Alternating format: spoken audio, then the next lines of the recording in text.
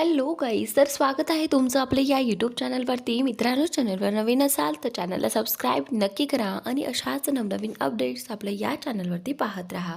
चला तर मग आपण आपला व्हिडिओकडे बघूयात. तर मित्रांनो, आपण पाहणार आहोत सुना इथे खरा या मालिकेचा आजचा रिव्ह्यू.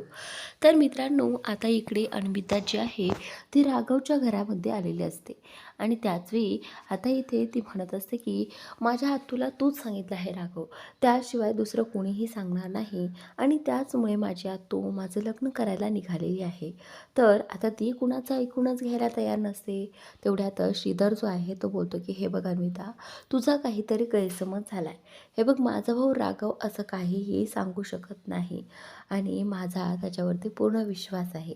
त्यावेळी आता श्रीधर जो आहे तो बोलतो की म्हणजेच त्याला दिसते की अन्विताचा माझ्या बोलण्यावर विश्वास दिसत नाही आहे. म्हणूनच श्रीधर जो आहे तो बोलतो की हे बघ अन्विता, आत्तापर्यंत मी ह्याच्या बाजूने कधीच बोललो नव्हतो. आज प्रेमाचा विषय आहे आणि म्हणूनच मी सांगतो की राघव असं कधीच करू शकत नाही. तर त्यावेळी आता अन्विता जी आहे ती फक्त राघवकडे आणि श्रीकडे पाहत असते. तर आता श्री बोलतो की हा मुलगा आहे ना, हा मुलगा प्रेम करणाऱ्यांना एकत्र आणतो, पण त्यांच्यामध्ये असे वाद घडवून नाही आणत. त्यावेळी आता इकडे राघवही तिच्याकडे पाहत असतो आणि अन्विता फक्त श्रीचं म्हणणं ऐकत असते. कारण आता अन्वितालाही कळत नसतं की जर राघवने सांगितलं नाही आहे तर तिच्या आत्याला हे प्रकरण कसं कळलं. तर त्यावेळी आता राघव जो आहे तो तिच्याकडे रागाने पाहतो आणि राघव अन्विताला म्हणतो की हे बघ अन्विता, तुला वाटत असेल की मी हे सगळं तुझ्या आत्तूला सांगितलं, पण तसं अजिबात नाही आहे.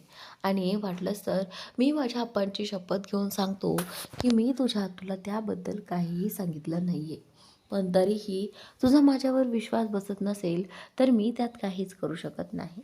तर त्यानंतर इकडे अन्विताला तो हे देखील सांगतो की हे बघ, खरं तर मी माझ्या आप्पांशी खोटं बोललं आहे. तुला आठवते मागच्या वेळी जेव्हा जेव्हा तुझ्या आत्या बोलल्या होत्या की हा मुलगा आमच्या अन्विताला छेडतो, त्यावेळी मी काय सांगितलं होतं की हो, मी तुमच्या अन्विताला छेडलं आणि त्याची शिक्षाही भोगली. खरं तर त्यावेळी मी जर तिथे सांगितलं असतं की तुझा बॉयफ्रेंड आहे आणि मग काय झालं असतं, पण त्यावेळी मी तुला वाचवलं तुझ्या आत्याच्या तावडीतून आणि त्यावेळी मला माझ्या आपांच्या रागाला सामोरं जावं लागलं. तू तर ते सगळं पाहिलंच होतं.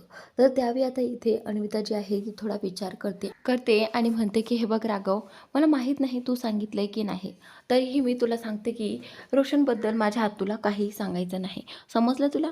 असं म्हणत आता अन्विता जी आहे ती बोलते की चल मी जाते आता. तर तेवढ्यातच बंटी तिथे येतो आणि बोलतो की इकडून कुठे, अरे थांब, आम्ही तुला बाहेरपर्यंत सोडतो. असं म्हणत आता इकडे अन्विताला त्यांनी थांबवलेलं आहे आणि आता ते बाहेर सोडायला जातच असतात. तेवढ्यातच समोरून आता त्यांची आई आलेली असते. आई आल्यानंतर इकडे बंटी आणि हा राघव दोघेही जण जागच्या जागीच थांबतात आणि त्यावेळी अन्विता जी आहे ती पाठीमागे तिथेच खुर्चीच्या लपून बसलेली असते. इकडे आता ही जी उमा आहे ना, ती अजूनही जागी असते. म्हणून राघव तिला प्रश्न विचारतो की आई, काय झालं गं, तू अजूनही जागीच का आहेस, रोज तर तू झोपत असतेस.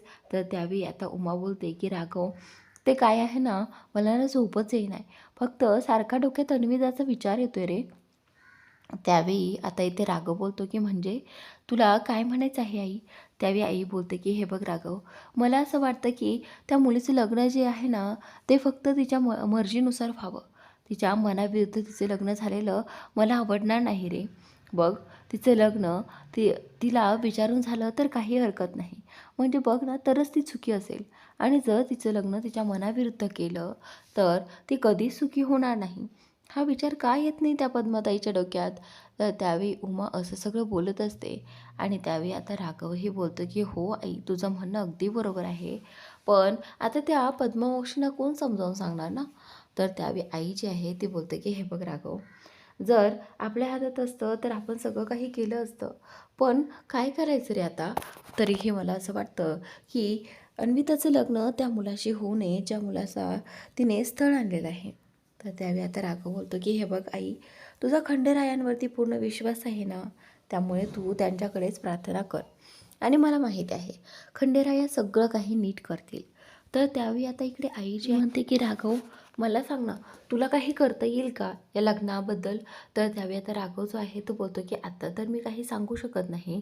पण हे बघ आई, तुला जर वाटत असेल की मी हे लग्न थांबवण्यासाठी काही करायला हवं, तर मी सगळं काही करेन. तर आता इकडे आई जी आहे ती बोलते की हो राघव, मला माहीत आहे तू सगळ्याच्या आनंदासाठी धडपडत असतो आणि जर तुझ्याकडनं खूप मोठी चूक झाली तरीही ती स्वतःवर घेतो आणि दुसऱ्यांना तसंच सोडून देतो. पण राघव, ही जी तुझ्यामध्ये चांगली गोष्ट आहे ना, ती मला खूप आवडते रे. पण बाळा आता एकदा एकदा फक्त तू अन्विताची मदत कर.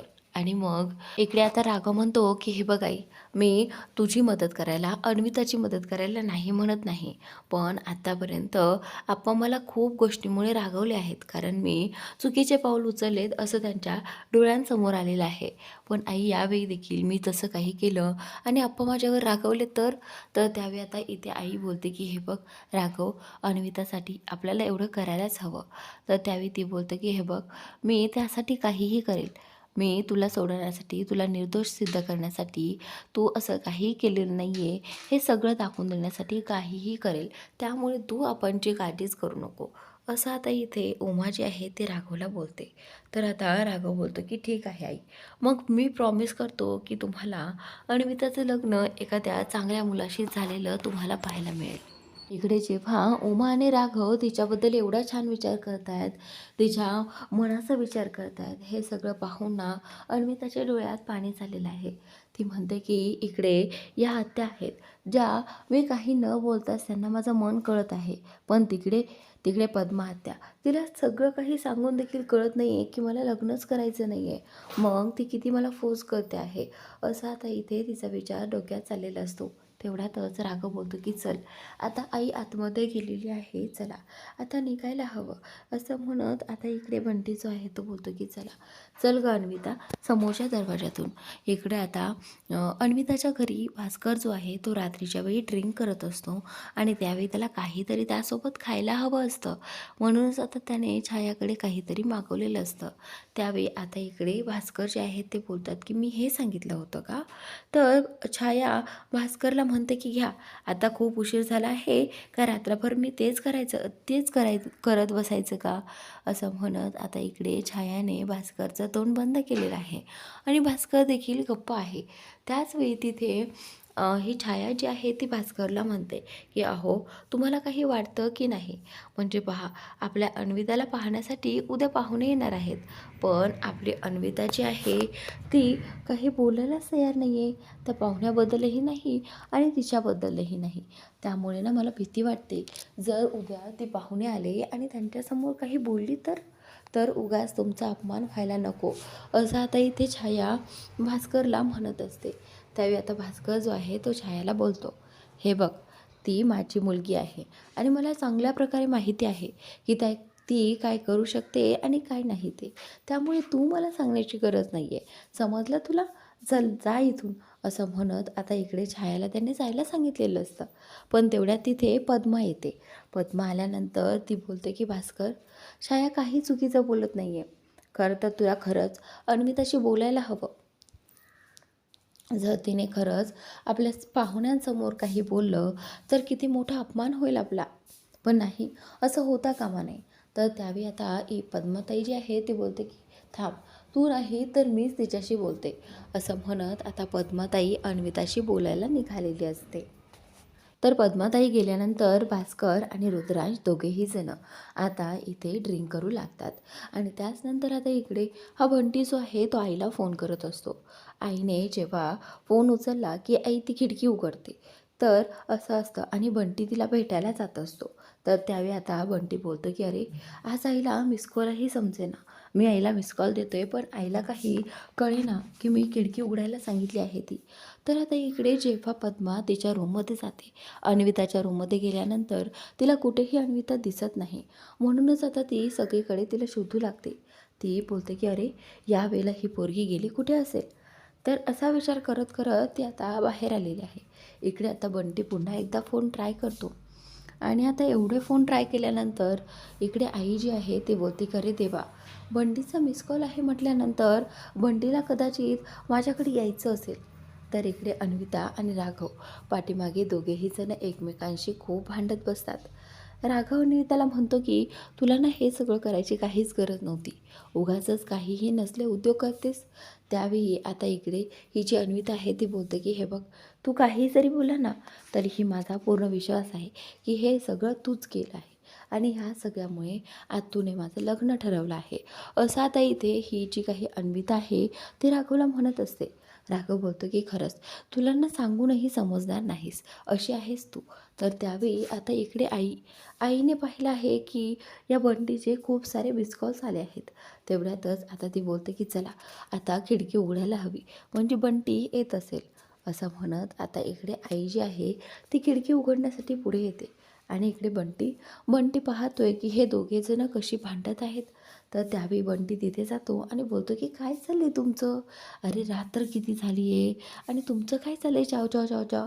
त्यावेळी आता इथे बंटी त्या दोघांनाही थांबवतो आणि इकडे आजी खिडकी उघडते आणि खिडकी उघडल्यानंतर आजीला समोर दिसतं की समोर बंटी आणि बंटीच्या पाठीमागे इथे राघव आणि अन्विता उभे असतात. ज्यावेळी अन्विता आणि राघव त्या दोघांनाही आजी एकत्र पाहते त्यावेळी तिला खूप छान वाटतं. आजी लगेच माया मोडते त्यांच्यावरती आणि आजीला नेहमी असंच वाटतं की अन्विताचं आणि राघवचं लग्न व्हावं. तर त्याचवेळी आता इथे आजीच्या नजरेस अन्विता आणि राघव नवरदेव नवरीच्या रूपातही दिसतात आणि अन्विता आणि राघवला इथे या आजीने आशीर्वाद देखील दिलेला आहे. तर दोघेही जण इकडे लांबूनच पाया पडतात, हात जोडतात आणि पाया पडतात आजीच्या. आजीने लांबूनच हात वर करून त्या दोघांनाही आशीर्वाद दिलेला आहे. तर थोड्याच वेळात इकडे इकडे ही जी पद्मा आहे ना तिने अन्विताला शोधण्यासाठी संपूर्ण घर शोधलं होतं, पण अन्विता कुठेही दिसली नव्हती. तर त्याचवेळी आता इकडे ज्यावेळी आजीने ती खिडकी खोलली त्यावेळी बंटीने तिला आतमध्ये पाठवलं होतं आणि आता ही अन्विता जी आहे ती त्या खिडकीनेच आत आलेली आहे. तर त्यानंतर इकडे ही पद्मा जी आहे ती अन्विताला विचारते की अगं अन्वी, कुठे होतीस तू? तर त्यावेळी अन्विता जी आहे ती बोलते की कुठे होती म्हणजे मी इथेच होते, बाहेर होते, फिरत होते, चक्रा मारत होते. तर आता इकडे त्यावेळी पद्मा बोलते की अगं पण यावेळी? तर आता इथे ही जी काही अन्विता आहे ती बोलते की हो यावेळी. आणि तसंही तुला मी या घरात नकोशी झाली ना, त्यामुळे बाहेर असलेलंच बरं, सवय लावते बाहेर पडायची. तर त्यावेळी असं म्हणून ती रागाने तिथून निघून गेली. अन्विता गेल्यानंतर इकडे आजी पद्माला म्हणते, पद्मा हे बघ, तू एकदा तरी अन्वीला समजून घे, अन्वीच्या मनातलं समजून घे. तर त्यानंतर इथे पद्मा जी आहे ती बोलते की हे बघ आई, आता रात्र खूप झालेली आहे आणि तसंही तुला जागरण झाल्यानंतर त्रास होतो, जाऊन झोप आणि तू काळजी करू नकोस. तिला कसं मनवायचं हे मी बघेल, त्यामुळे तू बाकीची कसलीच काळजी करू नको. त्याचनंतर आता इकडे आईला झोपवायला पाठवून पद्मा जी आहे ती अन्विताच्या रूमकडे जायला निघालेली असते. त्यानंतर इकडे राघव आणि बंटी दोघेही जण रूममध्ये येतात. पाहतायत तर काय, श्रीधर जो आहे तो त्यांच्या बेडवरती झोपलेला असतो. तर इथे बंटी बोलतो की कदाचित राघव त्या दोघांमध्ये भांडणं झाले असतील आणि म्हणूनच श्रीधर जो आहे तो इथे आला आहे झोपायला. तर राघव बोलतो की अरे याला पण ना काय करावं आता? तर आता बंटी बोलतो की हे बघ, आता नको, रात्र खूप झाली आहे, तू एक काम कर, तू शांत झोप आणि मीही झोपतो.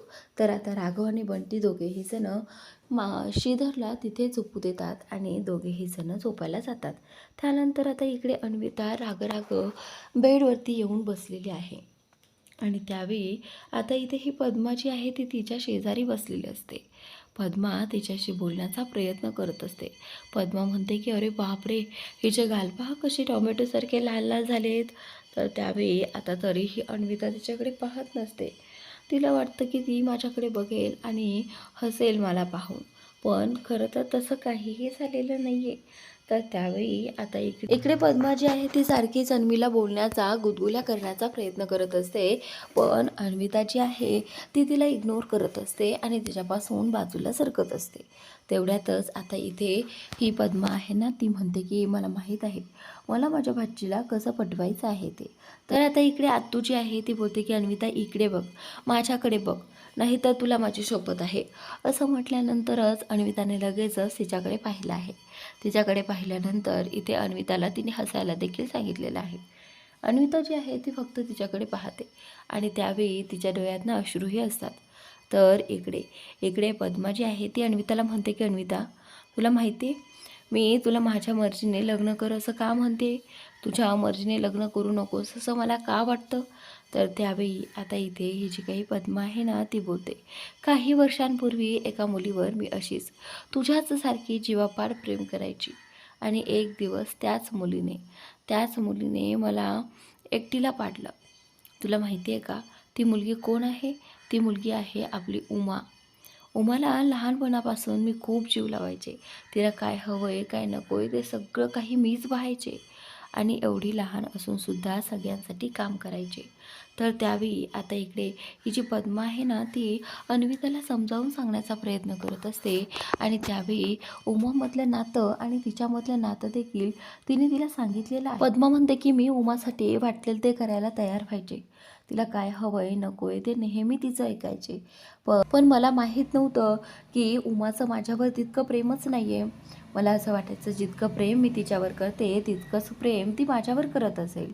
तर आता इकडे काही वर्षांनी त्याच्यानंतर उमा मोठी झाली आणि त्यावेळी उमाने अचानकच माझ्यामध्ये आणि शिवनाथमध्ये कोणाला निवडलं तर ते फक्त शिवनाथला. मला त्याचा सगळ्यात मोठा धक्का बसला अन्विता, कारण मी ज्या मुलीवरती एवढं प्रेम केलं पण त्या मुलीने ऐनवेळी कोणाला निवडलं, मला नाही तर त्या भिकाट्या शिवनाथला निवडलं.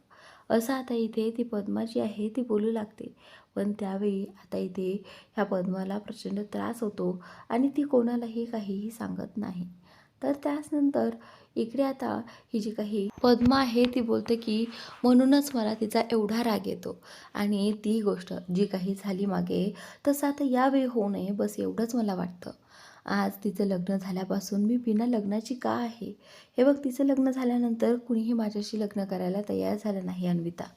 आणि त्यानंतर एकदा तिचं लग्न झालं आणि काही वर्षांनीच तू आलीस, 2-3 वर्षांनीच तू आलीस आणि जेव्हा तू घरात आलीस ना त्यावेळी मला खूप बरं वाटलं. तुझ्या ह्या छोट्या छोट्या हातांनी तुझ्या या छोट्या छोट्या पायांनी मला वेगळं केलं, मला सुधारलं. म्हणजे मी त्या धक्क्यातून सावरायला मला वेळ लागला होता.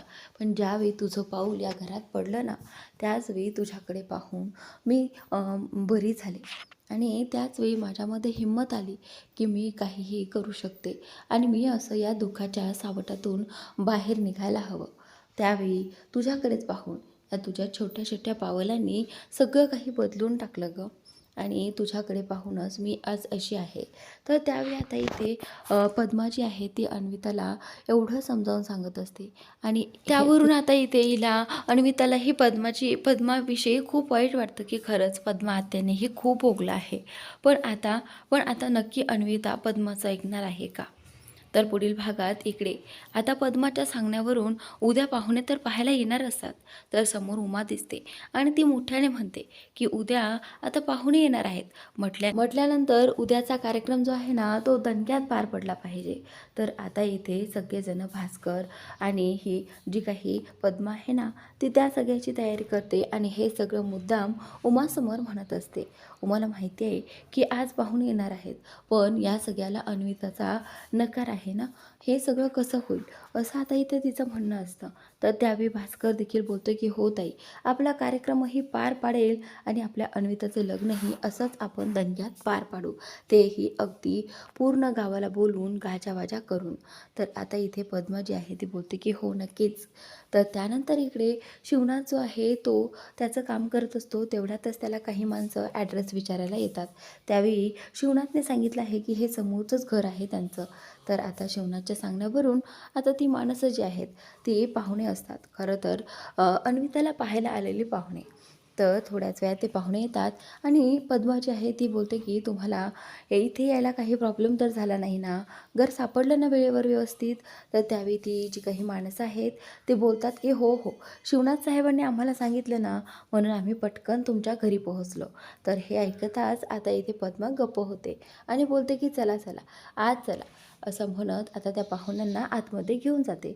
इकडे जो आहे तो शिवनाथ पाहतच राहतो की हे पाहुणे अन्विताला पाहण्यासाठीच आलेले आहेत, असं आता शिवनाथला इथे कळून जातं.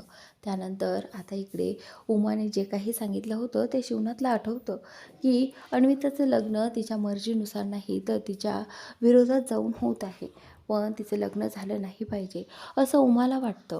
म्हणूनच आता इथे शिवनाथलाही त्या गोष्टीचं वाईट वाटत असतं. तर मित्रांनो, आजचा भाग इथे संपलेला आहे. पुढील भाग नक्की पहा आणि आपलं या यूट्यूब चॅनलला अजूनही सबस्क्राईब केलं नसेल तर नक्की सबस्क्राईब करा.